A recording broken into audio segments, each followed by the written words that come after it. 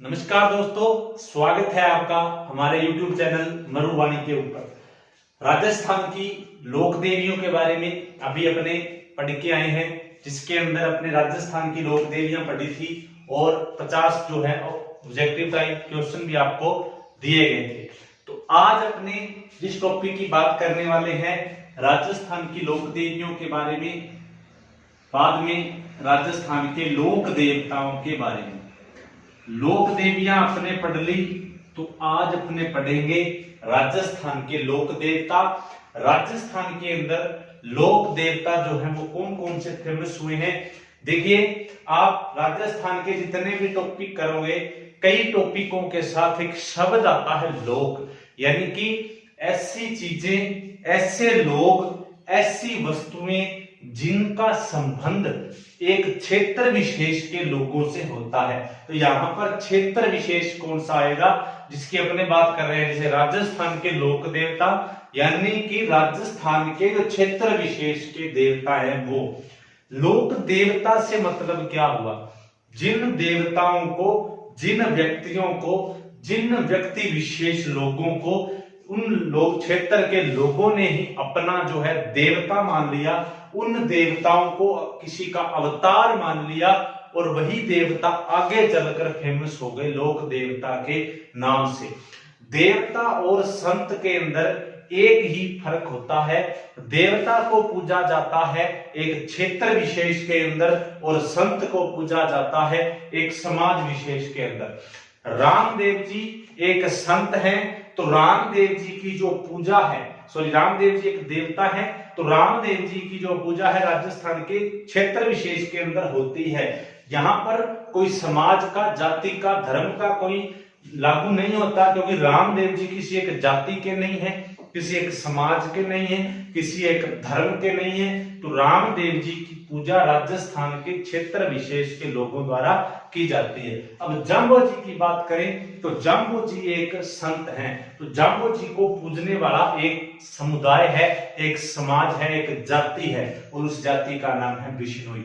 यानी कि संत पूजा करते हैं, संतों की जो पूजा है वो होती है एक समाज विशेष में, और देवता की पूजा होती है एक क्षेत्र विशेष में। अब संत में और लोक देवता में एक मेन जो है वो फर्क होता है। वो क्या होता है कि संत जो है उन्होंने अपने उपदेशों के माध्यम से इस धरती को, इस दुनिया को, इस दुनिया के लोगों को, इस दुनिया की जो जनता है उसको एक विशेष मार्ग दिया था कि आप भक्ति के मार्ग पर आओ, सारा कुछ तो यहाँ पर है। और उस भक्ति के मार्ग से बताया था कि जो भक्ति के मार्ग से आप भगवान को कैसे मिल सकते हो। भक्ति जो है वो दो तरह की होती है, निर्गुण और सगुण, वो अपने संतों के अंदर पढ़ेंगे। यानी कि भक्ति का संबंध जो है संतों से था। अब देवता क्या करते हैं? फिर देवताओं ने गायों की रक्षा करते हुए अपने समाज को जो है बचाया था। गायों की रक्षा करते हुए समाज के जो रक्षा करते हुए अपने प्राण त्यागे थे, और गायों की रक्षा करते हुए अपने प्राण त्यागे थे, वो कौन थे? देवता। और जो देवता है उन्होंने चमत्कार भी दिखाए थे। ये भी एक बहुत बड़ा फैक्ट है कि देवताओं ने चमत्कार दिखाए थे, जबकि संतों ने कोई चमत्कार नहीं दिखाया था। जैसे बात करें रामदेव जी की, तो चमत्कारों के अंदर सबसे जो लोकप्रिय लोक देवता है वो रामदेव जी हैं। और आपने पढ़ा होगा कि रामदेव जी के जो चमत्कार होते हैं उनको पर्चा कहा जाता है। तो सबसे ज्यादा चमत्कार जो है रामदेव जी ने दिखाए थे, और सबसे ज्यादा देवताओं के अंदर जो लोकप्रिय देवता है वो रामदेव जी हैं। राजस्थान की देवियों में अगर कभी बात होती है तो करनी माता का नाम ना आए ऐसा हो ही नहीं सकता, और राजस्थान के देवताओं में अगर देवता की बात की जाए तो रामदेव जी का नाम ना आए ऐसा हो ही नहीं सकता। तो आज अपने बात करने वाले हैं राजस्थान के लोक देवता के बारे में। हेडिंग आपने याद रखनी है। राजस्थान के लोक देवता पढ़ने से पूर्व आपको हमारे चैनल को सब्सक्राइब भी करना है। सब्सक्राइब जब करोगे तो एक बेल का आइकन आएगा, और बेल के आइकन को जब दबाओगे तो वहां पर ऑल पे आपने क्लिक करना है, जिससे आपको हमारे चैनल की जो हर नोटिफिकेशन है वो मिलती रहेगी। तो आइए दोस्तों शुरू करते हैं राजस्थान के लोक देवता। राजस्थान के जब लोक देवता पढ़ते हैं तो उनके अंदर 5 पीरों का जिक्र आता है। 5 पीर, 5 पीर असल में मक्का मदीना के अंदर हुए थे, लेकिन राजस्थान के 5 देवताओं को भी 5 पीरों के नाम से जाना जाता है। हालांकि पीर जो शब्द है वो मुस्लिम धर्म के अंदर प्रचलित है। मुस्लिम धर्म के अंदर जिनकी पूजा होती है, जिन देवताओं की पूजा मुस्लिम धर्म के अंदर होती है, मुसलमानों में होती है, इस्लाम धर्म में होती है, उसको अपने जो पीर कहा जाता है। और राजस्थान के 5 ऐसे देवता है जिनको मुसलमान जो है हिंदू रीति रिवाज के अनुसार ही, हिंदुओं के विधि विधान के अनुसार ही उनकी पूजा करते हैं। तो उन 5 पीरों को, 5 देवताओं को 5 पीर कहा जाता है। एक बहुत बड़ा कारण ये भी है कि ये पांचों के पांचों राजपूत हैं, तो भी एक बड़ा कारण हो जाता है। पांचों के पांचों मारवाड़ से थे, ये भी एक बहुत बड़ा कारण हो जाता है। और पांचों के पांचों राजपूत थे, पांचों के पांचों मारवाड़ से थे। और पांचों की पूजा जो है वो किस में होती है? मुसलमानों में होती है। अब 5 पीर कौन कौन से हैं? रामदेव जी, हड़बू जी, पाबू जी, गोगा जी और मेहा जी। राजस्थान के ये 5 पीर हैं। क्वेश्चन कई बार आ जाता है, निम्न में से किस लोक देवता को, निम्न में से किस लोक देवता को 5 पीरों में शामिल नहीं किया जाता है? असल में क्या होता है, मैंने अभी बताया कि पांचों के पांचों राजपूत हैं। एक देवता और है जो बहुत ही इंपॉर्टेंट है, जैसे तेजा जी हैं। देखिए क्वेश्चन कई बार आ जाता है, राजस्थान के सबसे लोकप्रिय लोक देवता तो तेजा जी आंसर आता है इसका। अब देखिए क्वेश्चन आता है कि निम्न में से कौन सा देवता 5 पीरों में शामिल नहीं है, तो आप क्या करते हो, तेजा जी को तो शामिल कर लेते हो और इन दोनों को, एक तो मेहा जी को और एक हड़बू जी को, इन दोनों में से एक को निकाल देते हो, क्योंकि ये तीनों तो पॉपुलर है। हड़बू जी और मेहा जी इतने ज्यादा लोकप्रिय नहीं हुए, लेकिन आप क्या करते हो, इन दोनों में से एक को निकाल देते हो और तेजा जी को जो है शामिल कर लेते हो। तो याद रखना, आपने क्या करना है, ये 5 याद रखने हैं, रामदेव जी, हड़बू जी, पाबू जी, गोगा जी, मेहा जी। अब देखिए रामदेव जी, हड़बू जी, पाबू जी, गोगा जी, ये पांचों भी कोई एक कोई दो आपस में ऐसे करके एक दूसरे से भी मतलब जुड़े हुए हैं। कैसे? रामदेव जी और हड़बू जी आपस में ऐसे जुड़े हुए हैं कि रामदेव जी के मौसेरे भाई थे हड़बू जी। रामदेव जी और हड़बू जी दोनों आपस में मौसेरे भाई थे, यानी कि रामदेव जी और हड़बू जी की जो दोनों की माता थी वो आपस में बहनें थी। रामदेव जी हड़बू जी भाई थे, मौसेरे भाई थे, इसलिए दोनों का गुरु एक ही होगा, बाड़ीनाथ जी। पाबू जी और गोगा जी आपस में जुड़े हुए हैं। कैसे? पाबू जी का गांव था कोल्लूमंड, जोधपुर, हलोदी तहसील जोधपुर का कोल्लूमंड गांव पाबू जी का गांव था, मूल गांव था जहां पर इनका जन्म हुआ था। गोगा जी का ससुराल कोल्लूमंड था।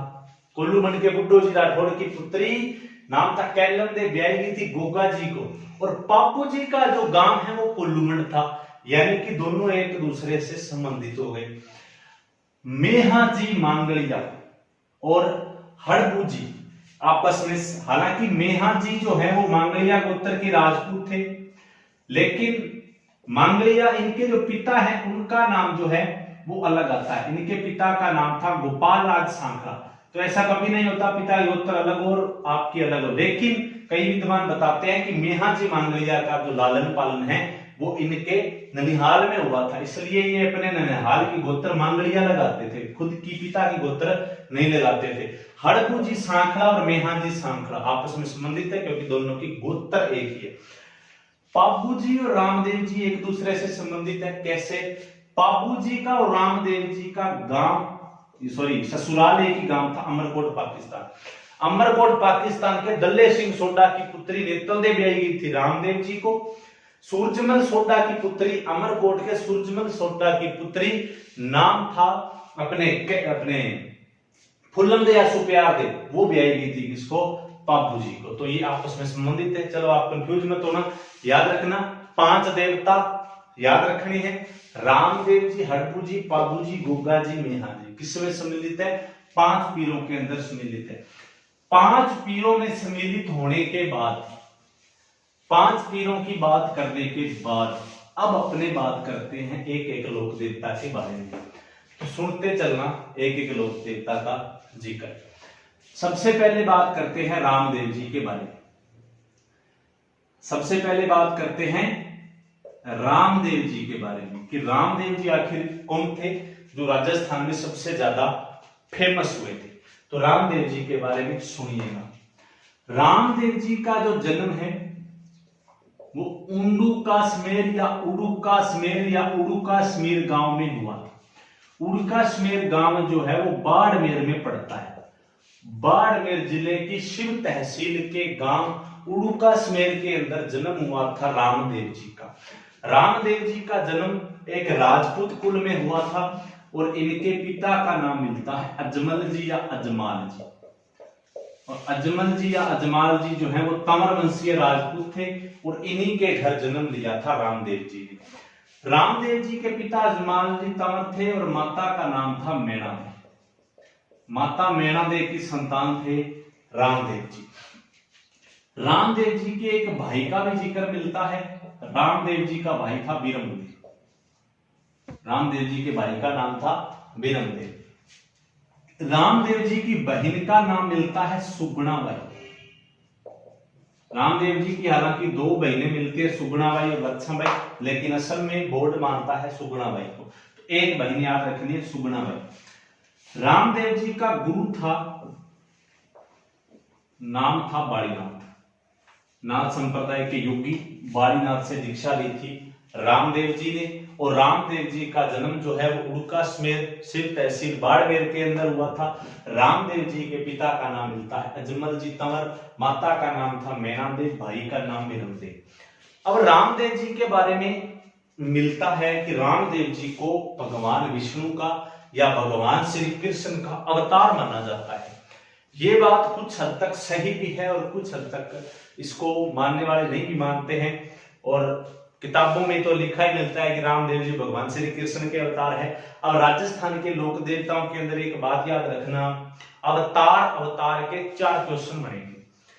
पहला, श्री कृष्ण जी के अवतार हैं तो आपका आंसर आना चाहिए रामदेव जी। कौन सा? रामदेव जी। अगर वो पूछे विष्णु का अवतार तो देवनारायण जी। आगे बढ़ेंगे, देवनारायण जी 5 दिनों में शामिल नहीं है। विष्णु का अवतार देवनारायण जी, श्री कृष्ण का अवतार रामदेव जी, लक्ष्मण का अवतार पापू जी। लक्ष्मण का अवतार पापू जी। एक आएगा शेषनाग का अवतार, तो शेषनाग का अवतार अपने पढ़ेंगे कल्ला जी राठौड़। कल्ला जी राठौड़ जो है उनको शेषनाग का अवतार माना जाता है। अब रामदेव जी के बारे में उल्लेख मिलता है कि रामदेव जी के जो पिता थे, क्या नाम था? अजमल जी तंवर। इनके कोई संतान नहीं थी। अजमल जी तंवर के या अजमाल जी तंवर के कोई संतान नहीं थी। तो लोग जो है इनकी शक्ल देखना पसंद नहीं करते थे। अगर ये इधर से कोई जा रहा है, सामने से अजमाल जी आ गए, अजमाल जी अपने क्या रहते हैं मत्थे लग गए, तो वो जो लोग थे वो अपना मार्ग चेंज कर देते थे। इस बात से आहत होकर अजमाल जी एक बार भगवान श्री कृष्ण की नगरी जाते हैं जिसका नाम था द्वारका, और वहां पर मिलते हैं भगवान श्री कृष्ण को। और भगवान श्री कृष्ण को अपने जीवन की जो दिक्कत आ रही है, जो दुख था जीवन का, औलाद का जो सबसे बड़ा दुख माना जाता है, वो उन्होंने बताया श्री कृष्ण जी को। तो श्री कृष्ण जी को जब बताया तो श्री कृष्ण जी ने बताया कि भादुए की दूज को, भादुए के बीज को मैं तुम्हारे घर जन्म लूंगा।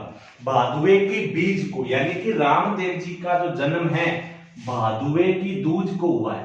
भादुआ यानी कि भाद्रपद, भाद्रपद की शुक्ल पक्ष की दूज या बीज, बीज बोलते हैं सब गुजराती भाषा में दूज को। और रामदेव जी को रामसा, पीर, रुणेचारा, धनी, पीरों के पीर के नाम से भी जाना जाता है। अब रामदेव जी को वरदान दिया किसने? भगवान अजमाल जी को भगवान श्री कृष्ण ने कि भादुए की दूज को मैं तुम्हारे घर अवतार लूंगा। तो उन्होंने पूछा अजमाल जी ने कि प्रभु आप हमारे घर अवतार तो लोगे, पर हमारे को क्या निशानी रहेगी आप हमारे घर प्रकट हुए हो? तब अजमाल जी को भगवान श्री कृष्ण ने कहा था कि आपके घर में जो पानी पड़ा होगा घड़ों के अंदर वो दूध बनकर उफड़ने लगेगा और आपके घर में कुमकुम के जो है वो पगले पगले यानी कि पैर के निशान जो हैं वो छप जाएंगे। तब कहते हैं कि वो दिन आया और इनके घर में जो रामदेव जी ने जो है जन्म लिया, और रामदेव जी को भगवान श्री कृष्ण का अवतार माना जाता है। अब रामदेव जी को भगवान श्री कृष्ण का अवतार माना जाता है। अब विद्वानों ने जो बात बताई है, जो अपने पढ़ी है, उल्लेख जो मिलता है वो उल्लेख ये मिलता है कि रामदेव जी उड़का कश्मीर के रहने वाले थे और एक मारवाड़ का शासक था राव सातल, जिसने सातलमेर बसाया था। उस सातल के बारे में उल्लेख मिलता है, सातलमेर के बारे में, कि ये जो बालीनाथ जी थे, इन बालीनाथ के पास एक राक्षस आता था और इस राक्षस का नाम था भैरव राक्षस। इस भैरव राक्षस का खौफ बहुत ज्यादा था। इस भैरव राक्षस के बारे में उल्लेख मिलता है कि इसको भी एक वरदान दिया गया था, एक वरदान नहीं कह सकते, अपने श्राप दिया गया था। इसके कोई गुरु था या कोई भी था, मान लो किसी ने दिया था, इसने कोई नियम तोड़ा था तो उसने वरदान श्राप दे दिया कि वो तो मिनक खाए कोंदा पे, वो तो मिनक खाए कोंदा आपसी, यानी कि ये अगर आदमी को, मनुष्य को, मानव को, व्यक्ति को भी अगर खा लेगा ना तो भी इसकी धाप पूरी नहीं होगी। किसकी? भैरव राक्षस की। तो इस श्राप को भोग रहा था भैरव राक्षस, और इस श्राप को भोगते भोगते इसने क्या किया, सातलमेर के आसपास की जितने भी जो जगह थी सारी समाप्त कर दी थी। दूर दूर तक इसने कोई आदमी भी नहीं छोड़ा था। तो तब कहते हैं बालीनाथ के आश्रम में एक बार आना हुआ रामदेव जी का, इधर से भैरव राक्षस आ गया। तो भैरव राक्षस ने कहा कर मानस गिंद है, यानी कि यहाँ पर कोई आदमी की स्मेल आ रही है, यहाँ पर कोई आदमी है, आपके पास कोई व्यक्ति है, तो मैंने भी भोजन करने बताओ कौन है। तो बालीनाथ जी ने कहा कोई नहीं है। अब आप कहोगे बालीनाथ को क्यों नहीं खाता था? बालीनाथ को वो नहीं खाता था क्योंकि बालीनाथ जी के पास ही रुकता था, तो बालीनाथ को नहीं खाता था। तो ऐसे करके कहते हैं वहां पर रामदेव जी का और भैरव राक्षस का आमना सामना होता है और भैरव राक्षस को जो है रामदेव जी मार देते हैं। तब भैरव राक्षस के बारे में उल्लेख मिलता है कि भैरव राक्षस ने रामदेव जी को कहा था कि महाराज शरण पड़ेंगे तो रखो, मैं थारा शरण आया, हाँ थे माने मारन लाग रहे हो, मैं थारा शरण पड़न लाग रहा, तुम्हारा शरण पड़ेगी तो की रखो, यानी कि हमें कोई वरदान दो, मरने के बाद भी हम कुछ कर सके। तो उन्होंने कहा था कि जग रूढ़ेचे गए अंदर 1 लाख बंदा हो जाएगा, 1 लाख बंदा होता ही रूढ़ेचे गरमा 1 लाख वो बंदो थारो, यानी कि 1 लाख में बंदे का भक्षण आप कर सकते हो। इसीलिए कहा जाता है कि रुणेचा के अंदर जो 1 लाख बंदे हो जाते हैं तो 1 लाखवां बंदा भैरव राक्षस का होता है। और कहने वाले ये भी कहते हैं कभी रुणेचा में 1 लाख बंदे होते ही नहीं है, लेकिन कई ये भी कहते हैं कि जो रुणेचा की बावड़ी है उस बावड़ी से या तो नीचे उतरते हुए और या ऊपर चढ़ते हुए एक व्यक्ति जरूर हर मेले में, यानी कि भादवी में जो मेला लगता है उस मेले में जरूर जाता है। उसके बस इतना ही होता है, उसको चक्कर आता है और वो वहीं गिर जाता है और वहीं उसकी मौत हो जाती है। तो ऐसे करके कई विद्वान ये भी लिखते हैं कि रामदेव जी के अवतार लेने का एक यही कारण था कि रामदेव जी ने अवतार जो है वो भैरव राक्षस को मारने के लिए ही लिया था। रामदेव जी ने भैरव राक्षस की हत्या की। भैरव राक्षस मैंने बताया कहां पे रहता था? सातलमेर में। तो रामदेव जी ने क्या किया, सातलमेर का नाम जो है वो पोकरण कर दिया। पोकरण जैसलमेर में है, आपको पता ही होगा। आज से 20-22 साल पहले भारत सरकार ने यहाँ पर परमाणु परीक्षण भी किया था, इसके ऊपर परमाणु फिल्म भी आई थी, आपने देखी होगी, अभी 2 साल पहले आई थी, 2018 में, इन्हीं दिनों में आई थी। तो रामदेव जी ने पोकरण नाम कर दिया। अब रामदेव जी की बहन थी सुगुणाबाई। रामदेव जी की बहन क्या नाम था? सुगुणाबाई। इस सुगुणाबाई का विवाह रामदेव जी ने किया था बीकानेर का एक ठिकाना था पुंगड़, पुगड़ या पुंगड़, इस पुगड़ के विजय सिंह परिहार के साथ। पुगड़ के विजय सिंह परिहार के साथ रामदेव जी ने शादी कर दी अपनी बहन की। बहन का नाम था सुगुणाबाई। तो सुगुणाबाई को कहते हैं विजय सिंह परिहार बहुत ज्यादा मारता पीटता था, बहुत ज्यादा मतलब मारता पीटता था, बहुत ज्यादा यातनाएं देता था। तब एक किस्सा आपने सॉन्ग में सुना होगा कहते ना ले बने आऊंगा भाई रोया ना करे। रामदेव जी की बहन भी सुगुणा बाई भी बहुत ज्यादा दुखी थी, तो रामदेव जी ने सुगुणा बाई को भी पर्चा दिया था।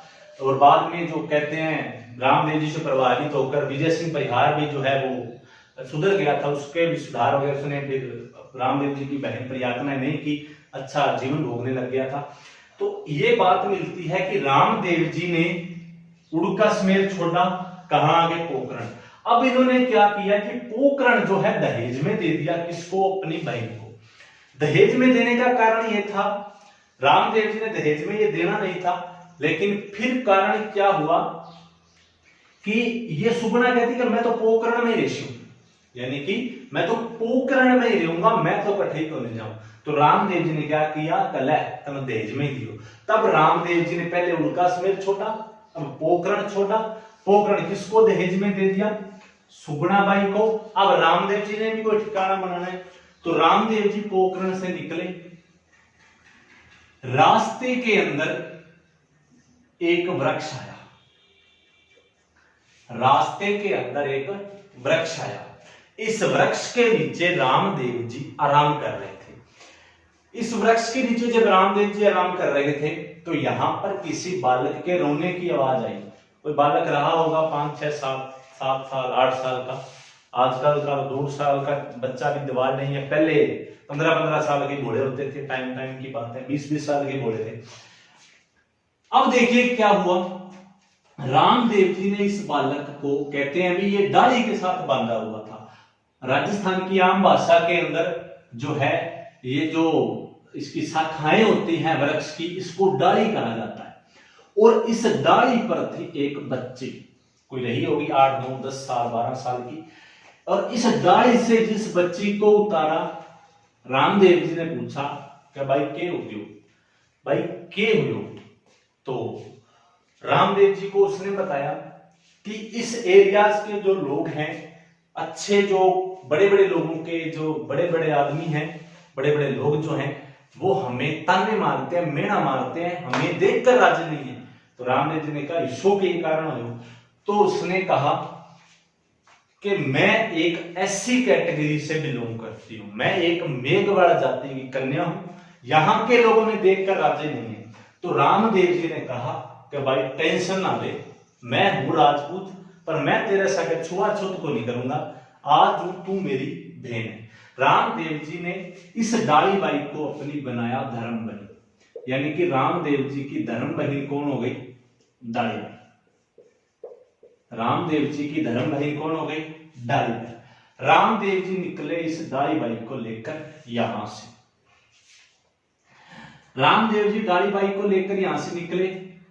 रास्ते में ऋण नामक ऋषि की तपोभूमि के कारण, ऋण नामक ऋषि की तपोभूमि के कारण एक कस्बा बसाया जिसका नाम था रुणेचा।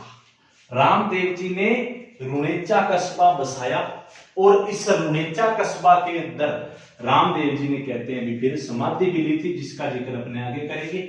इस रुणेचा के अंदर जब रामदेव जी आए, तो रामदेव जी को जैसे पहली महिला मिली थी डाली बाई, तो ऐसे करके रामदेव जी को बहुत ज्यादा लोग मिले एससी कैटेगरी के, यानी कि जो अछूत माने जाते हैं, दलित माने जाते हैं, ऐसे लोग मिले। तो रामदेव जी को ऐसे जब लोग मिले, तो रामदेव जी को बहुत आहत हुए, भी आजकल भी बहुत ज्यादा छुआछूत हो रही है। तो रामदेव जी ने इस छुआछूत को मिटाने के लिए क्या किया था, एक कामड़िया पंथ चलाया था। रामदेव जी ने एससी कैटेगरी के अछूतों के उद्धार के लिए कामड़िया पंथ का संचालन किया था। और इस कामड़िया पंथ को सबसे ज्यादा मानने वाले जो लोग थे वो मेघवाल थे। रामदेव जी के कामड़िया पंथ को मानने वाले सबसे ज्यादा लोग मानते थे वो मेघवाल थे। तभी तो रामदेव जी के बारे में कहा जाता है कि रामदेव जी ने टकराया मेघवाल टकराया। तो रामदेव जी ने मेघवालों के एससी कैटेगरी के उद्धार के लिए कौन सा पंथ चलाया, कामड़िया। और इस कामड़िया पंथ की महिलाएं जानी जाती हैं 13 ताली नृत्य के लिए। 13 ताली नृत्य, 13 ताली जो नृत्य है, ऐसे एक तस्त्री नुमा, एक मतलब जिसको अपने बोलते हैं एक प्लेट टाइप होता है, वो 13 बांधे जाते हैं, जिसको मंजीरा बोलते हैं। राजस्थान के वाद्य यंत्र के अंदर पढ़ेंगे मंजीरा वाद्य यंत्र। 13 बांधे जाते हैं, 9 दाहिने पैर पे, 2 दाहिने हाथ पर और एक एक दोनों हाथों में लेकर जो है 13 ताली नृत्य किया जाता है। 13 ताली नृत्य कामड़िया पंथ की महिलाएं करती हैं और 13 ताली नृत्य की आज तक की जो प्रसिद्ध नृत्यांगना हुई है, इस नृत्यांगना का नाम है मांगी बाई। मांगी बाई 13 ताली नृत्य की प्रसिद्ध नृत्यांगना रही है, जो रहने वाली है पादरला गांव की, और पादरला गांव जो है वो पाली डिस्ट्रिक्ट के अंदर पड़ता है। कामड़िया पंथ किसने चलाया था? रामदेव जी ने। रामदेव जी के अनुयायी कामड़िया पंथ के लोग कौन सा नृत्य करते हैं? कामड़िया पंथ की महिलाएं कौन सा नृत्य करती हैं?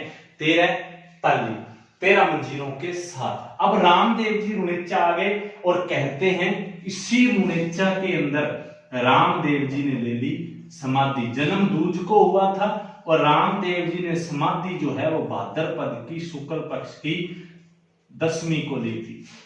डाली बाई जो है, डाली बाई, इस डाली बाई ने समाधि जो है वो रामदेव जी से ठीक एक दिन पहले ली थी, यानी कि भाद्रपद की शुक्ल पक्ष की 9वीं को डाली बाई ने समाधि पहले ली थी। इसीलिए रामदेव जी के रुणेचा में जो मंदिर है वहां पर अब अगर आप कहीं कभी धोख मारने जाओ तो रामदेव जी के धोख तभी सफल मानी जाती है जब पहले धोख डाली बाई के लगे, फिर रुणेचा में रामदेव जी के लगे, फिर धोख लगे जुंजाड़ा धाम। जुंजाड़ा धाम पड़ता है सब नागौर में, जहां पर मंदिर है गोसाई जी का। गोसाई जी के मंदिर में जुंजाड़ा धाम नागौर में धोख मारने के बाद रामदेव जी की धोख जो है यात्रा जो है वो सफल मानी जाती है। ये रामदेव जी की जो मूलभूत बातें थी, उसके बाद उल्लेख मिलता है कि रामदेव जी का जो रुणेचा में मंदिर था, इस मंदिर का निर्माण 1935 में पहले कच्चा मंदिर था और इस पक्का मंदिर जो है वो बीकानेर महाराजा गंगा सिंह ने बनवाया था। बाद में सरकारें आती रही, आज का तो रूप ही अलग है। मैं पहले की बात कर रहा हूं। अगर हिस्ट्री की दृष्टि से, ऐतिहासिक दृष्टि से अगर क्वेश्चन आता है कि रामदेव जी के मंदिर का निर्माण किसने करवाया था, बीकानेर महाराजा गंगा सिंह ने। बीकानेर महाराजा गंगा सिंह ने रामदेव जी का मंदिर बनवाया था रुणेचा में। और रामदेव जी का रुणेचा में मेला कब लगता है? तो जन्म की तिथि से लेकर समाधि की तिथि के बीच लगता है। तो रामदेव जी का मेला जो है वो भाद्रपद की शुक्ल दूज से लेकर समाधि कब ली? 10वीं को, लेकिन मेला लगता है साहब 11 तक। भाद्रपद शुक्ल दूज से 11 तक रामदेव जी का मेला कहां पे लगता है? रुणेचा में लगता है। रामदेव जी के मंदिर को देवरा कहा जाता है, इसलिए रामदेव जी का देवरा, रामदेवरा, रुणेचा को वर्तमान में रामदेवरा कहा जाता है। और रामदेव जी का मेला सांप्रदायिक सद्भावना का सबसे बड़ा मेला है। सांप्रदायिक सद्भावना का सबसे बड़ा मेला कौन सा है? रामदेव जी का मेला है। सांप्रदायिक सद्भावना, हिंदू मुस्लिम एकता, सभी धर्मों को जोड़ने वाला जो मेला है वो रामदेव जी का मेला है। रामदेव जी के मेले को मारवाड़ का अर्धकुंभ कहा जाता है। मारवाड़ का अर्धकुंभ, मारवाड़ का अर्धकुंभ किसको कहा जाता है? रामदेव जी को मेले को कहा जाता है। और सबसे इंपॉर्टेंट बात, रामदेव जी का गीत राजस्थान के सभी गीतों में सबसे लंबा होता है। तो ये बात मैंने आपको पहले भी बताई थी। देवियों में सबसे लंबा गीत किस देवी का है? जीण माता का। सबसे लंबा गीत किस देवता का है? रामदेव जी का। ठीक है, जीण माता के गीत को चिरजा कहा जाता है, रामदेव जी के गीत को ब्यावला कहा जाता है। तो ये भी आपने बात याद रखनी है, रामदेव जी के गीत को ब्यावला कहा जाता है। उसके बाद रामदेव जी की एक बात याद रखना, राजस्थान के एकमात्र ऐसे लोक देवता हैं जिन्होंने ग्रंथ भी लिखा है 24 बाणियां। 24 बाणियां इसका नाम इसलिए पड़ा क्योंकि रामदेव जी ने कुल 24 पर्चे दिए थे। रामदेव जी ने 24 लोगों को चमत्कार दिखाया था अपनी जिंदगी के अंदर। पर्चे चमत्कार भी दिखा रहे, लेकिन अपने जीते जी जब तक वो जिंदा थे तब तक उन्होंने कितने पर्चे दिए थे? 24 पर्चे। जैसे इन्होंने किस किस को पर्चा दिया था? हरजी भाटी को। और किसको पर्चा दिया था? रत्ना राय को। और किसको पर्चा दिया था? लखी बंजारे को। लखी बंजारे का तो पर्चा बहुत ही ज्यादा अनोखा था। कैसे? लखी बंजारा निकल रहा था, व्यापारी था, निकल रहा था किसकी बोरियां लेकर? मिश्री की। रामदेव जी ने पूछा इसमें क्या है? तो लखी बंजारे ने कहा इसमें क्या है? तो अंदर साहब नून है। तो जिस विष ने लक्ष्मी बंजारे ने घर पर जाकर बोलियां खोल ली तो उसके अंदर सच्ची में ही क्या था, नून था। तब वो रामदेव जी के पास आया और बोला कि महाराज मुझे माफ कर दो, मेरे से गलती हो गई। तब रामदेव जी ने कहा कि जा, जो बोरियां खुली है वो तो नमक ही है और जो बोरियां बंद है वो मिश्री है। ये रामदेव जी की कुछ बातें हैं, कुछ बातें अपने आगे करते हैं, तो इसका एक आप स्क्रीनशॉट ले लेना। अब रामदेव जी के बारे में अगर अपने आगे बात करें, रामदेव जी की बातें थोड़ी सी ज्यादा है, तो अब रामदेव जी के बारे में याद रखना कि रामदेव जी के मंदिर कहां कहां पर है। रामदेव जी के मंदिर कहां कहां पर है। रामदेव जी का मुख्य मंदिर आपको पता ही है, रुणेचा में है, यानी कि मेन तो है रुणेचा, या इसको क्या बोलते हैं, रामदेवरा। रामदेव जी का राजस्थान के अंदर एक मिनी रामदेवरा भी है, छोटा रामदेवरा भी है। तो रामदेव जी का मिनी रामदेवरा जो है वो खुंडियास धाम है। खुंडियास धाम पड़ता है साहब अजमेर के अंदर। और वैसे अगर राजस्थान के अंदर मिनी रामदेवरा पूछे, खुंडियास धाम अजमेर है, जबकि छोटा रामदेवरा पूछे राजस्थान से बाहर कहां है, मिनी रामदेवरा राजस्थान से बाहर है, कहां पर, गुजरात में है। उसके बाद रामदेव जी के गुरु का नाम क्या था, बाड़ीनाथ जी। मसूरिया जोधपुर के अंदर रामदेव जी का मंदिर है, जहां पर किसकी समाधि है, बाड़ीनाथ की। रामदेव जी के गुरु बाड़ीनाथ की समाधि कहां है, मसूरिया जोधपुर में है। सुरता खेड़ा चित्तौड़गढ़ के अंदर भी रामदेव जी का मंदिर है। बराठिया अजमेर में भी रामदेव जी का मंदिर है। सुरता खेड़ा चित्तौड़गढ़ में भी रामदेव जी का मंदिर है। तो छोटा रामदेवरा गुजरात में है, राजस्थान से बाहर, राजस्थान के अंदर अजमेर में है। उसके बाद रामदेव जी के बारे में अगर बात करें, रामदेव जी की शब्दावली के बारे में, कि रामदेव जी के अंदर जो है क्या क्या शब्दावलियां अपने प्रयुक्त की जाती है। रामदेव जी के बारे में अगर बात करें तो किसको क्या क्या कहा जाता है। मैंने अभी बताया था रामदेव जी ने चमत्कार दिखाए थे, लोगों को अपना परिचय दिया था, अपना बताया था भी मैं कौन हूं, परिचय से क्या बना, पर्चा, यानी कि रामदेव जी के चमत्कारों को क्या कहा जाता है, पर्चा कहा जाता है। रामदेव जी के रुणेचा में जो यात्री जाते हैं, जो धोख मारने के लिए पैदल यात्री, उनको जातरू कहा जाता है। रामदेव जी के मंदिर में 5 रंगों की ध्वजा फहराई जाती है, जिसको नेजा कहा जाता है। क्या कहा जाता है, नेजा कहा जाता है। रामदेव जी के रात्रि जागरण को जम्मा कहा जाता है। क्या कहा जाता है, जम्मा कहा जाता है। रामदेव जी के रात्रि जागरण को जम्मा कहा जाता है।